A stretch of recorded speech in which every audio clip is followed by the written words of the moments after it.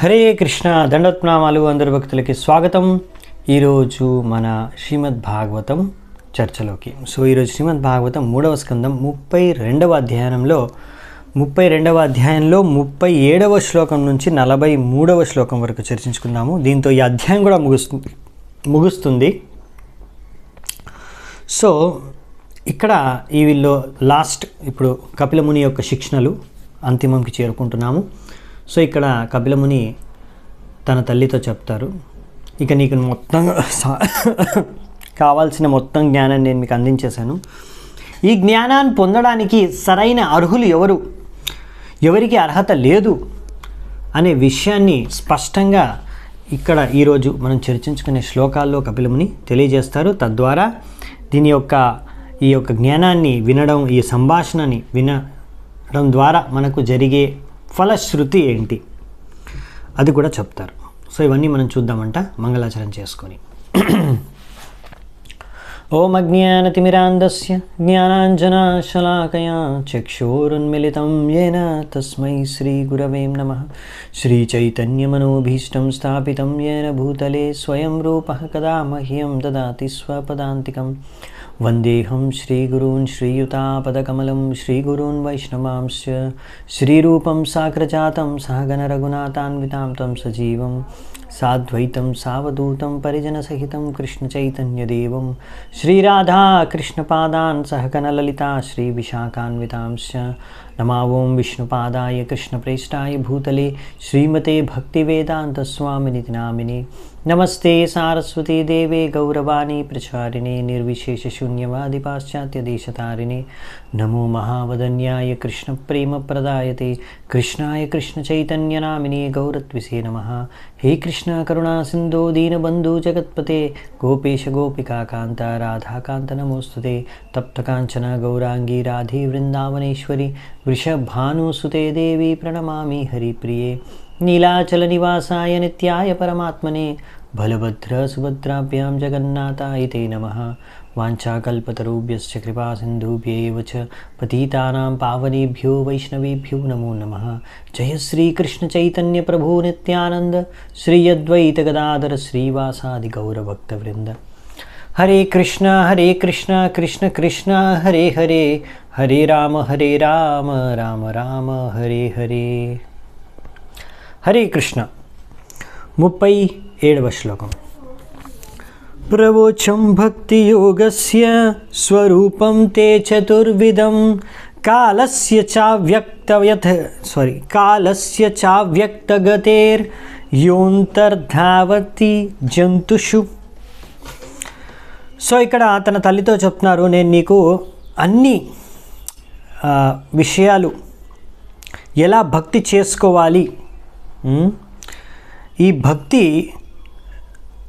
4 విధి విధానాలు, ఇందులో చతుర్విధం ఈ భక్తి యొక్క స్వరూపం యొక్క 4 విధి విధానాలు కూడా నీకు సంపూర్ణంగా వర్ణించాను.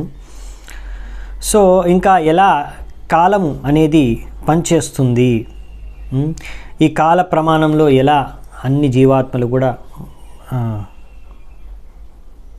కదులుతున్నాయి, ఈ విషయాలు మనము కళ్ళతో ప్రత్యక్షంగా కనిపించకపోయినా అవి ఎలా జరుగుతున్నాయి అన్ని విషయాన్ని నేను వర్ణించి చెప్పాను అని చెప్పారు. భక్తి యోగ అనేది ఈ 4 విధి విధానాలు ఏంటంటే మనం ముందు కూడా చర్చించుకున్నాం.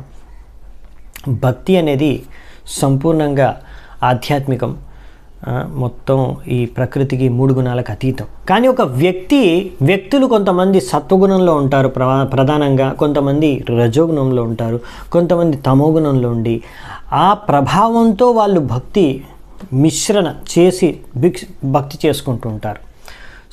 ఆ విధంగా మీకు 3 గుణాల ద్వారా 3 రకాల భక్తులు మీకు దొరుకుతారు. ఇంకొకరు శుద్ధ భక్తులు, సంపూర్ణంగా 3 గుణాలకు అతీతంగా భక్తి చేసుకునేవారు, ఈ 3 గుణాలకు ప్రభావితం కాకుండా. అందుకే ఇక్కడ 4 మొత్తం భక్తి యోగ మార్గాలని ఇక్కడ అవి 4 నీకు సూచించాను అనేసి ముందే ఇక్కడ చెప్తున్నారు తన తల్లితో. ఇప్పుడు ఎవరు అర్హులు కాదు, ఎవరికి ఇటువంటి జ్ఞానాన్ని వాళ్ళు అర్థం చేసుకోలేరు, పొందడానికి అర్హత లేదు అనే విషయాన్ని ఇప్పుడు వర్ణించబోతున్నారు. జీవస్య సంస్కృతిర్బాహ్విర్ అవిద్యా కర్మ నిర్మిత యాస్వంగ ప్రవిశన్నాత్మ న వేద గతిమాత్మనః. సో ఇక్కడ ఏం చెప్తున్నారంటే, ఒక జీవాత్మకు అతను ఇలా తన ఆత్మతత్వాన్ని మర్చిపోయి అతను అసలు ఎవరు అనే విషయాన్ని తెలియకుండా అతని శరీరం అనుకొని రకరకాల కార్యాలు చేస్తూ ఉంటాడే.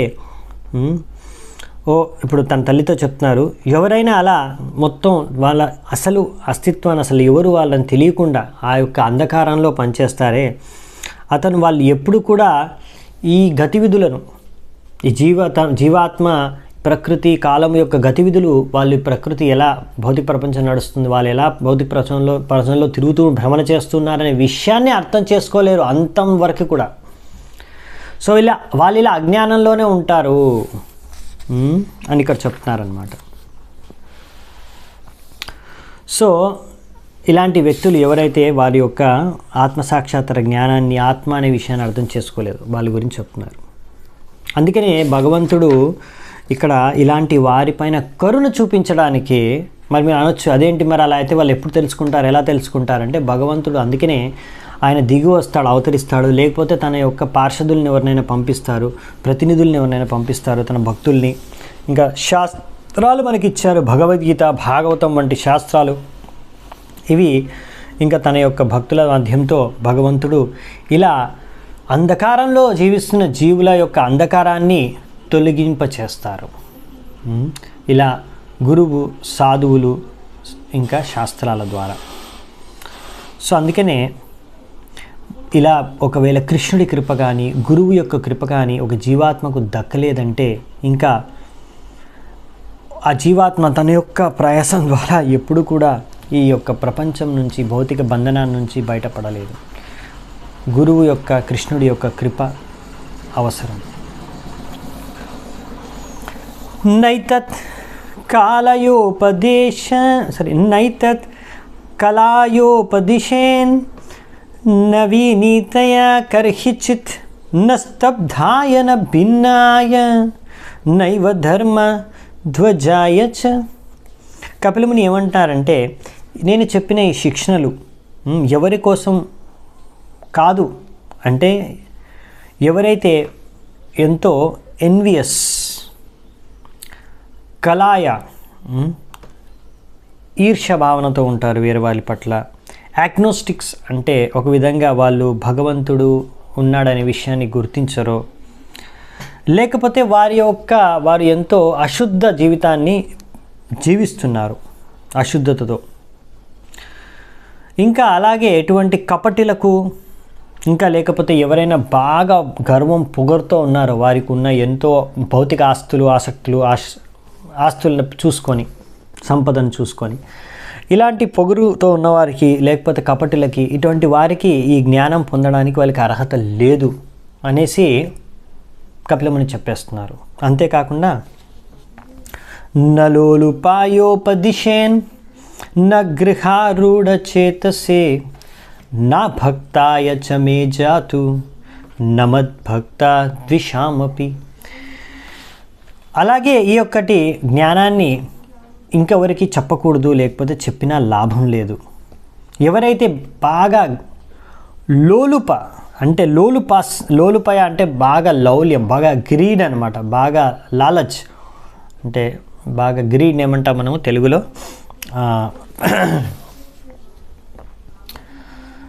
లోభం, బాగా ఎక్కువగా లోభం ఉన్న వాళ్ళకి ఈ విషయాలు చెప్పి లాభం లేదు, వాళ్ళకి చెప్పకూడదు.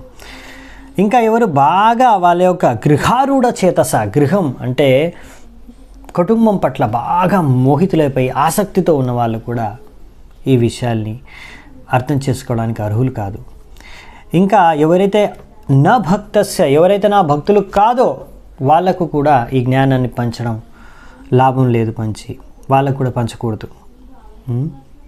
ఇంకా ఏం చెప్తున్నారు ఇక్కడ, ఎవరు నా భక్తుల పట్ల కానీ నా పట్ల కానీ ఎవరికైతే ద్వేషభావం ఉందో వారికి ఈ జ్ఞానాన్ని పంచకూడదు అని.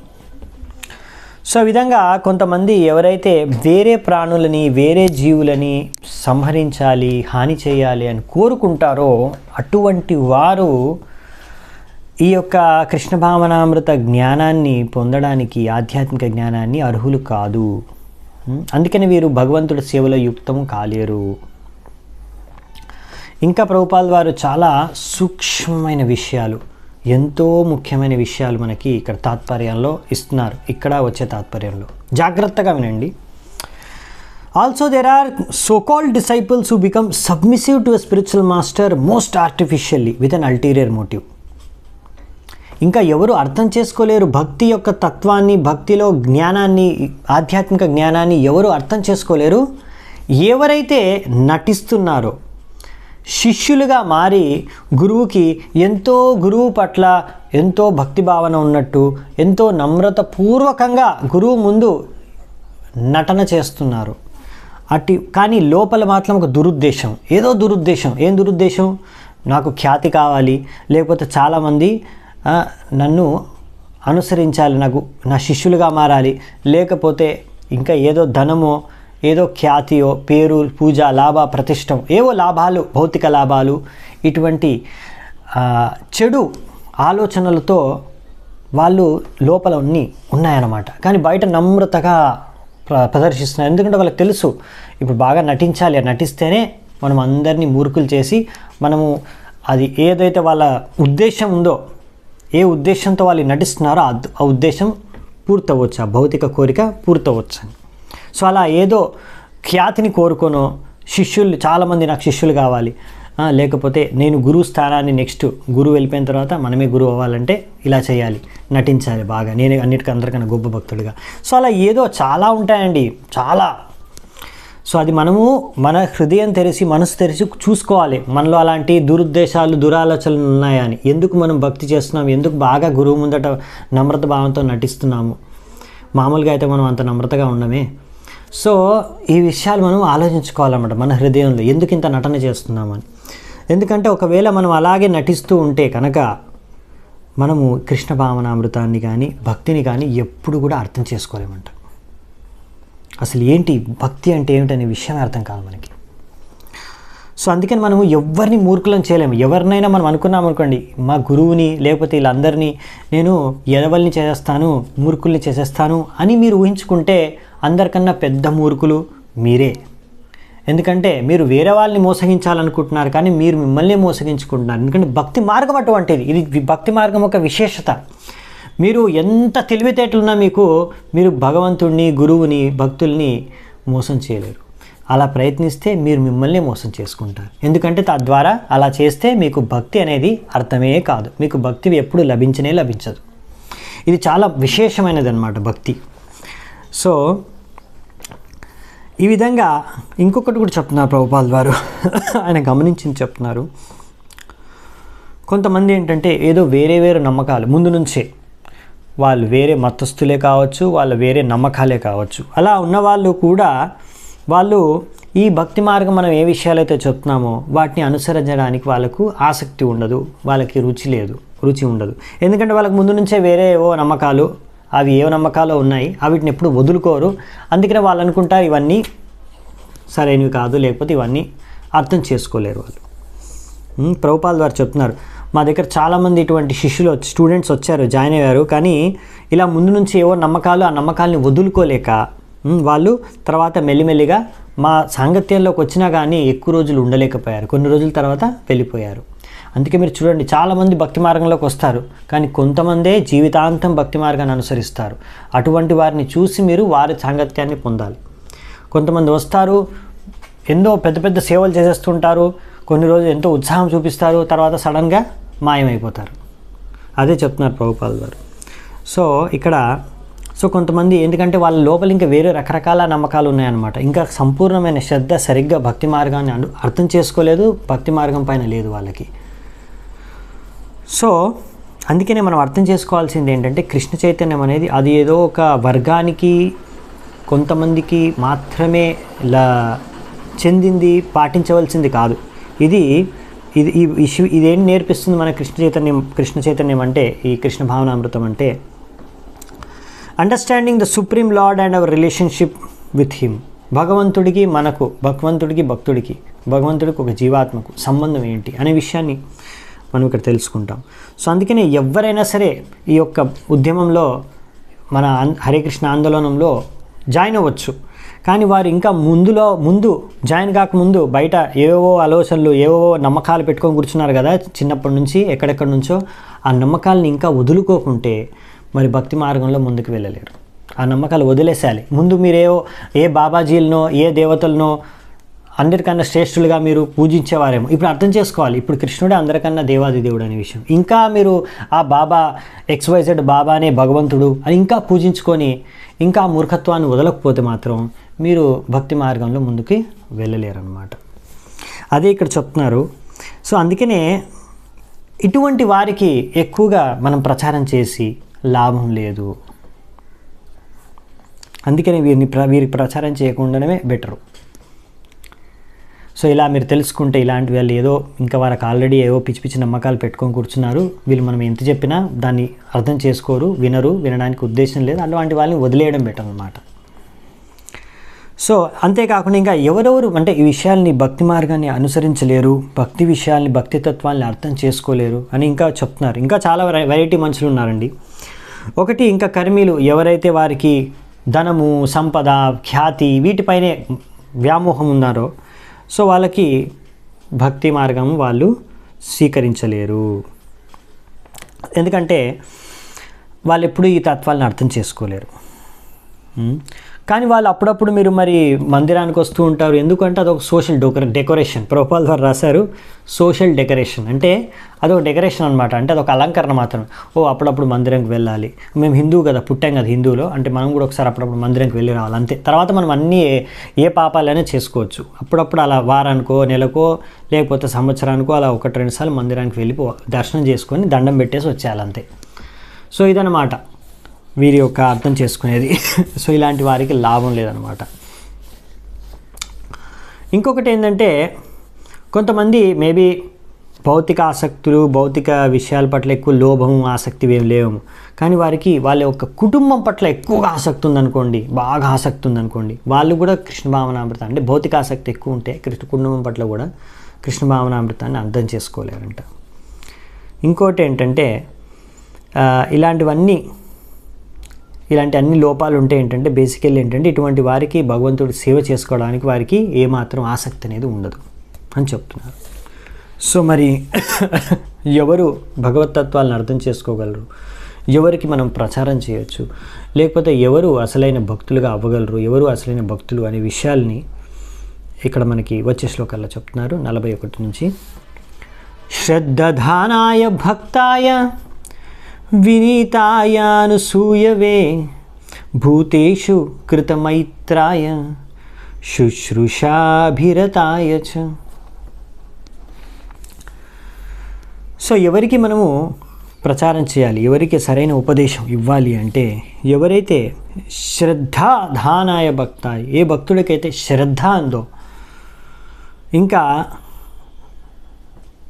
తన గురువు పైన ఎంతో శ్రద్ధ ఇంకా ఆదరణ ఉందో, రెస్పెక్ట్ గౌరవం ఉందో గురువు పైన, ఇంకా అతనికి ఎటువంటి అసూయ లేదు. అనసూయవే అసూయ లేదు, అందుకని అనసూయ అంటారు వాళ్ళని. అటువంటి వారి ఇంకా ఎవరైతే భూతేషు కృతమైత్రయ, అన్ని రకాల జీవ ప్రాణుల పట్ల మైత్రి భావన ఉందో, ఇంకా శుశ్రూషాభిరతాయచ, ఇంకా ఎంతో శ్రద్ధతో సేవ నిజాయితీతో సేవ చేయడానికి ఎంతో ఆతురత ఉందో వేరే వారందరికీ కూడా. సో అటువంటి వారు యోగ్యమైన వ్యక్తులు, అటువంటి వారి జ్ఞానాన్ని అర్థం చేసుకోగలరు, అటువంటి వారికి మనం జ్ఞానాన్ని బోధించవాలి. బహిర్జాత విరాగాయ శాంతచిత్తాయ ధీయతాం నిర్మితస్సరయా శుచయే యస్యాహం ప్రేయసాం ప్రియః. ఇటువంటి ఆదేశాలని ఒక గురువు ఇటువంటి వ్యక్తులకి, ఎవరైతే భగవంతుడే అందరికన్నా ప్రియమైన వ్యక్తి నాకు అని స్వీకరించిన వారు, ఇంకా ఎవరికైతే అసూయ లేదు, ఎవరైతే పరిశుభ్రతను పాటిస్తున్నారో, శుద్ధంగా ఉంటున్నారో, అండ్ డెవలప్ డిటాచ్మెంట్, ఇంకా ఎవరైతే కృష్ణుడికి సంబంధించిన వస్తువుల పట్ల వారికి ఆసక్తి లేదు, ఏ వస్తువుల అయితే కృష్ణ భావనామృతానికి దోహదపడవు, అటువంటి విషయాలు వస్తువుల పట్ల వారికి ఆసక్తి లేదు, అటువంటి వారికి ఒక గురువు, ఆధ్యాత్మిక గురువు అటువంటి వ్యక్తులకు ఈ బోధనలను, ఈ శిక్షణలను ఇవ్వాలి అని చెప్తున్నారు అన్నమాట.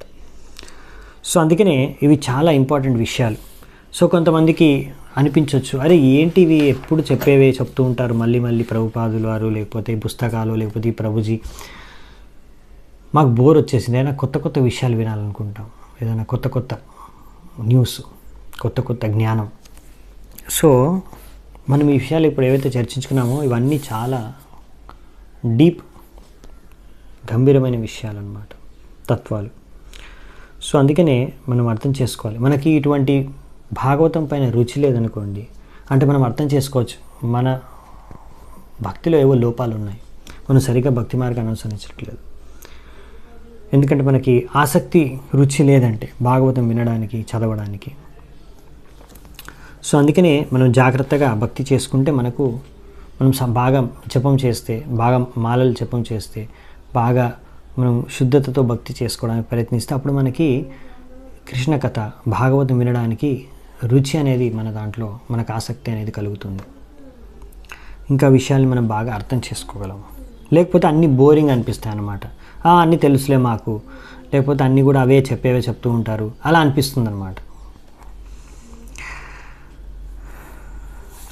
సో మరి ఎవరు భక్తుడు అంటే ఇక్కడ ఒక మంచి bhakta means one who does not hesitate to accept the reformatory processes for becoming a bhakta. ఎవరు యోగ్యమైన భక్తుడు సరిగ్గా అవ్వడానికి, ఇంకా ఉన్నతి చెందడానికంటే ఎవరైతే రెడీ ఉన్నారో తన తప్పుల్ని సరిదిద్దుకొని ముందుకు వెళ్ళడానికి భక్తి మార్గంలో. సో అందుకనే వాళ్ళు ఒక గురువుని స్వీకరించి ఆయనకు సేవ చేసి ఆయన దగ్గర నుంచి జ్ఞానాన్ని పొందుతారు, ఎలా భక్తి మార్గంలో ముందుకు వెళ్ళాలో. సో మొత్తం 64 ముఖ్యమైన 64 అంగాలు ఉన్నాయి భక్తిలో, 64 డివోషనల్ యాక్టివిటీస్, భక్తి కార్యాల్లో. ఈ 64 ముఖ్యమైన భక్తి కార్యాల్లో 5 అన్నిటికన్నా ముఖ్యమైనవి ఇక్కడ ఇచ్చారు. అవి పాటించిన వాడు భక్తుడు అని చెప్తున్నారు. ఏంటి 5? టు సర్వ్ ఏ డివోటీ, ఒక భక్తుడికి సేవ చేయడం. To chant the holy name according to the certain counting method, ప్రతిరోజు నియమిత మాలలు 16 మాలలు జపం చేయడం కనీసం, లేకపోతే ఎన్ని మాలలని ఇంకా అనుకుంటే ఎన్ని ఎక్కువ అంటే అన్ని ఎక్కువ. టు వర్షిప్ ద డీటీ, విగ్రహారాధన చేయడం. To hear Shrimad Bhagavatam or Bhagavad Gita from a realised person. So ఒక భక్తుల లేకపోతే ఆత్మసాక్షాత్కారం పొందిన వ్యక్తుల మాధ్యంతో ఈ భగవద్గీత అని వినడం. ఇంకా ఒక తీర్థస్థలంలో నివసించడం, ఎక్కడైతే భక్తి చేసుకోవడానికి అనుకూలంగా ఉంటుందో. సో ఎవరైతే ఈ 5 విషయాల్ని గ్రహించి స్వీకరించారో వారే అసలైన భక్తుడు అని ఇక్కడ చెప్తున్నారు అన్నమాట. సో అందుకనే ఇక్కడ చెప్పారు మనకి, అలా గురువుకి సరిగ్గా మనము ఆదరణ, గౌరవం, సమ్మానం ఇవ్వాలి. అంతేకాకుండా గురువుని సమ్మానించడమే కాకుండా మనం ఎప్పుడూ కూడా మన గురు భ్రాతలు, అంటే మన గురువుకి ఇంకా శిష్యులు ఉంటారు కదా, వాళ్ళ పట్ల మనము ఎప్పుడు కూడా ఈర్ష్య, అసూయ అవ్వకూడదన్నమాట. ఒకవేళ వాళ్ళకి మనకన్నా ఎక్కువ జ్ఞానం ఉంటే, మనకన్నా ఎక్కువగా వాళ్ళు భక్తి మార్గంలో ఉన్నతి చెంది ఉన్నా వారిని చూసి మనం ఎప్పుడు కూడా అసూయ చెందకూడదు. అలాంటి వారిని ఎవరైతే ఉన్నతంగా మన గురువు శిష్యులైనా కానీ, ఒకవేళ వాళ్ళు ఇంకా బాగా ఉన్నతంగా భక్తి చేసుకొని మార్గంలో ముందుకు వెళ్తూ ఉంటే వారిని కూడా మనము మన దీక్షా గురువులు, మన గురువులు వాళ్ళే, వారిని కూడా సమ్మానించాలి, ఆదరించాలి. ఇంకా మనము ఆనందపడాలంట, ఇది చాలా ఇంపార్టెంట్ పాయింట్ అండి. One should be happy to see such god brothers advance in Krishna consciousness. అలా మనము చూసామనుకోండి, ఎవరైనా కృష్ణ భావనామృతంలో బాగా ఉన్నతి చెందుతుంటే వారిని చూసి మనం అసూయ వారిని ఎలాగైనా వారిని యొక్క క్యారెక్టర్ని ఎలాగైనా సరే కొంచెం మలినం చేయాలనేసి తప్పుడు కూతలు, తప్పుడు రూమర్స్ అన్నీ ప్రచారం చేయకుండా వాళ్ళ గుణగణాలు చేయండి. వాళ్ళు అలా భక్తి మార్గంలో ఉన్నతి చెందుతున్నారని చూసి మీరు ఆనందపడండి. అప్పుడు మీరు కూడా భక్తి మార్గంలో ఉన్నతి సాధించగలరు. కానీ ఒకవేళ మీరు అలా వేరే వాళ్ళు బాగా భక్తి చేసుకుంటుంటే తట్టుకోలేక, అమ్మో వాడు అంత ఖ్యాతి వచ్చేస్తుందో అతనికి, అందరూ అతన్ని మెచ్చుకుంటున్నారు, అంత భక్తి బాగా చేస్తున్నాడు, మాలలు బాగా చేస్తాడు, సేవ బాగా చేస్తాడు, జపం బాగా చేస్తాడు అనేసి, అదేంటి నేను తట్టుకోలేకపోతున్నాను, ఏదో ఒకటి చెప్పాలి వీడి మీద నెగిటివ్గా అందరికీ చెప్పడం, ప్రచారం. అతను మీరు అనుకుంటున్నారు గొప్ప భక్తుడు అని, నాకు తెలుసు అతను అంత గొప్ప భక్తుడేం కాదు, నేను చూశాను, ఇలాంటి తప్పులు చేశాడు, అలాంటి తప్పులు చేశాడు, అతనిలో ఈ లోపాలు ఉన్నాయి, ఆ లోపాలు ఉన్నాయి, ఎలాగో అలాగా నిందించడం, వెతికి అందులో లోపాలని వెతికి దాన్ని భూతద్దంలో చూసి మరి ప్రచారం చేయడం. ఇలా కొంతమంది వాళ్ళ జీవితంలో అదే లక్ష్యంగా పెట్టుకొని జీవిస్తూ ఉంటారు భక్తి మార్గంలో. అటువంటి వారు భక్తి మార్గంలో ఎప్పుడు ఉన్నతి సాధించరు. ఆ విషయము మనం అర్థం చేసుకోవాలి. ఒకవేళ ఇలాంటి తప్పు మనం చేస్తుంటే ఈరోజే మానుకోండి. కనీసం భక్తి మార్గంలో ఇప్పటి నుంచైనా ముందుకు వెళ్ళడానికి ఒక ఛాన్స్ అనేది దక్కుతుంది. వేరే భక్తుల్ని నిందించడం, వేరే భక్తుల పట్ల తప్పుడు కూతలన్నిటి అందరికి ప్రచారం చేయడం మానుకోవాలి. ఇంకా మనము ఎవరైనా బాగా భక్తి చేస్తుంటే, ఒకవేళ వాళ్ళు ఖ్యాతి సంపాదిస్తున్నారు, చాలామంది వాళ్ళని గుణగానం చేస్తున్నారు, దాన్ని చూసి మనం అసూయపడకుండా మనం కూడా ఆనందాన్ని పొందాలి. ముఖ్యంగా ఇది ఎక్కడో కాదు, మన చుట్టుపక్కల ఉన్న వాళ్ళ భక్తులతోనే అవుతుంది. సో మనం ఇంకా జాగ్రత్తగా ఉండాలి. మన చుట్టూ మనతో పాటు ఎంతమంది మనం భక్తులతో పరిచయం ఉందో మనం గమనించాలి. నేను వాళ్ళందరి పట్ల నాకు ఎటువంటి భావన ఉంది, సద్భావన నా లోపల ఉంది, వాళ్ళందరినీ చూసి నేను అసూయ చెందుతున్నానా, లేకపోతే వాళ్ళందరినీ నేను ఎప్పుడు వాళ్ళతో నాకు మంచి స్నేహపూర్వకమైన సంబంధం ఉందా? ఇది చాలా ముఖ్యమైనది. చాలామంది ఏంటంటే గురువుల ముందు చాలా నమ్రతగా ఉంటారు. చెప్పారు కదా ప్రభుపాల్ వారు, అలా నటిస్తూ ఉంటారు గురువుల ముందట, ఎవరైనా సీనియర్ డివోటీస్ వస్తే, లేకపోతే అధికారుల ముందట, లేకపోతే దూరంగా ఉన్న భక్తులతో ఎంతో సన్నిహితమైన వ్యవహారం. కానీ దగ్గర ఉన్న భక్తులు, తనతో పాటు జీవిస్తున్న భక్తులు, ప్రతిరోజు కలుస్తున్న భక్తులతో మాత్రం సరైన వ్యవహారం లేదు, సరైన సద్భావన లేదు. వాళ్ళని ఎప్పుడు నిందించడం, ఒకరి మీద ఒకరు నిందలు చెప్పుకోవడం, ఇటువంటివి చేస్తూ ఉంటారు కొంతమంది. సో ఇది తప్పు అన్నమాట. సో అందుకనే మనము అర్థం చేసుకోవాలన్నమాట. ఈ విషయాలన్నీ కూడా సరిగ్గా మనం భక్తిలో ముందుకు వెళ్ళాలంటే ఏం చేయాలి? మనం భక్తిలో ఉన్న విషయాల్ని మనకు అర్థం చేసుకోవాలి. తత్వాలని, చాలా సీక్రెట్స్, భక్తిలో ఎన్నో సీక్రెట్స్ ఉన్నాయి. మీరు ఎన్ని పుస్తకాలు చదివినా, ఎన్ని లెక్చర్లు విన్నా కానీ ఆ రహస్యాలు అనేవి మీకు ఎప్పటికీ కూడా మీరు రహస్యాలని తెలుసుకోలేరు. భక్తి అంతా రహస్యమయం, కానీ ఆ రహస్యం అంతా మీకు ఎప్పుడు అర్థమవుతుంది? ఎప్పుడైతే మీరు నిజాయితీతో, శుద్ధతతో, సరైన శుద్ధ భక్తిని మీరు ఆచరిస్తారు.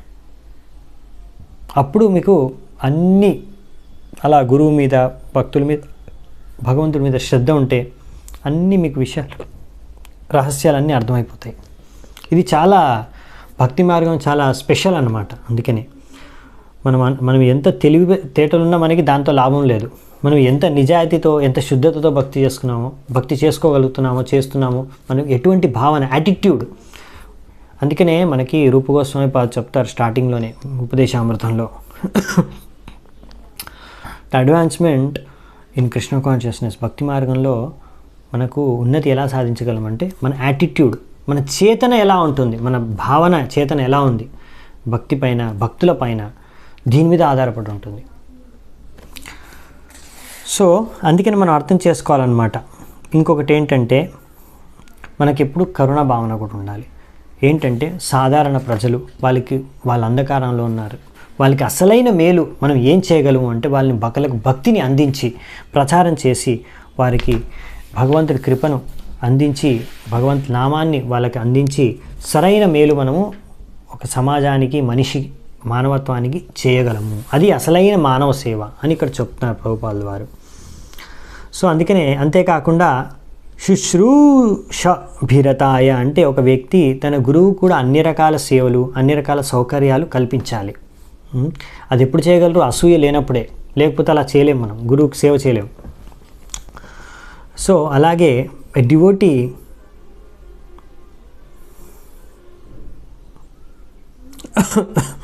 ఇటువంటి భక్తుడు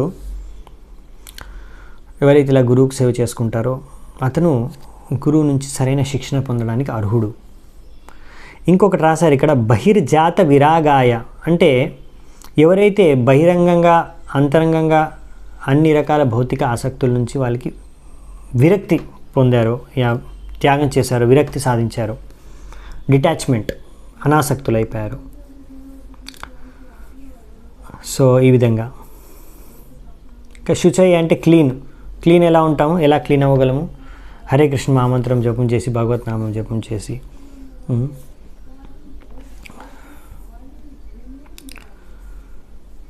ఓకే, ఇంకా ధీయతాం అనే శబ్దానికి ఇక్కడ అర్థం చెప్తున్నారు ప్రభుపాల్ వారు. ఒక ఆధ్యాత్మిక గురువు ఇలా సరైన యోగ్యతమైన శిష్యుడిని చూసి అతనికి శిక్షణ బోధన ఇవ్వాలి. ఏదో శిష్యుల్ని పెంచుకోవడానికి వాళ్ళకి దీక్షలు ఇచ్చేసి, లేకపోతే వాళ్ళకి శిష్యులుగా స్వీకరించేసి అలా శిష్యుల్ని పెంచుకోవడానికి, నంబర్ పెంచుకోవడానికి చేయకూడదు. కానీ సరైన యోగ్యత ఉన్న శిష్యుడిని చూసి అతన్ని శిష్యుడిగా స్వీకరించాలి ఆధ్యాత్మిక గురువు అని చెప్తున్నారు. ఇంకా ఎవరికైతే అర్హత లేదో అటువంటి వారికి దీక్ష ఇవ్వకూడదని చెప్తున్నారు. సో ఇక్కడ ఒక ముఖ్యమైన విషయము, ఒక ఆధ్యాత్మిక గురువు మరి ఎటువంటి శిక్షణ ఇవ్వాలి? అసలైన శిక్షణ ఏంటి శిష్యుడికి ఇచ్చేది అంటే, ఎటువంటి శిక్షణ ఇవ్వాలంటే భవిష్యత్తులో ఎప్పుడు కూడా ఆ శిష్యుడు అర్థం చేసుకోవాలి ఏంటంటే, భగవంతుడు మాత్రమే నాకు అందరికన్నా ప్రియమైన వ్యక్తి, భగవంతుడే నా జీవిత లక్ష్యం అనే విషయాన్ని గట్టిగా అర్థం చేసుకునే విధంగా అతనికి శిక్షణ బోధన ఇవ్వాలి. ఆ రకంగా if one has not developed all these qualities still has to fulfil his can not become purified devotee. ఒకవేళ ఇక్కడ ఇచ్చిన అన్ని లక్షణాలు లేకపోతే ఇవన్నీ కూడా ఒక భక్తుడు, ఒక వ్యక్తి, ఒక మంచి శుద్ధ భక్తుడు పర్ఫెక్ట్ అవ్వడానికి ఇవన్నీ కూడా అలవర్చుకోవాలి అని చెప్తున్నారన్నమాట. సో లాస్ట్ శ్లోకం చూసి ముగిద్దామంట. య ఇదం శృణుయాదంబ శ్రద్ధయా పురుషస్య కృత్ యో వాభిదత్తే మచ్చిత్తః సహ్యేతి పదవీం చ మే. ఈ విధంగా ఎవరైనా సరే ఒకసారైనా ఇలా శ్రద్ధతో, ప్రేమతో నా పైన ధ్యానం చేస్తే, నేను ఇవి చెప్పిన వాక్యాలు ఏవైతే వింటున్నారో అలాగే నా గురించి ధ్యానం చేస్తూ జపం చేస్తే తప్పకుండా వాళ్ళు భగవద్ధామానికి తిరిగి వెళ్తారు. సో ఈ విధంగా కపిలముని చెప్తున్నాడు. కపిలముని యొక్క వాక్యాల్ని మనం చేసుకొని, ఇవి వాక్యాల్ని విని నమ్మకంతో, శ్రద్ధతో, అలా ప్రేమతో భగవంతుడి పైన ధ్యానం చేస్తే తప్పకుండా మనము భగవద్ధామానికి తిరిగి వెళ్తాము అని కపిలముని మనకు ఆశ్వాసాన్ని ఇస్తున్నారు. ఓకే, సో ఇంకా లాస్ట్ ఒక అధ్యాయం ఉంది, దాంతో ఈ యొక్క స్కందం కూడా పూర్తవుతుంది. కపిలముని యొక్క ఈ యొక్క లీల కూడా ముగుస్తుంది.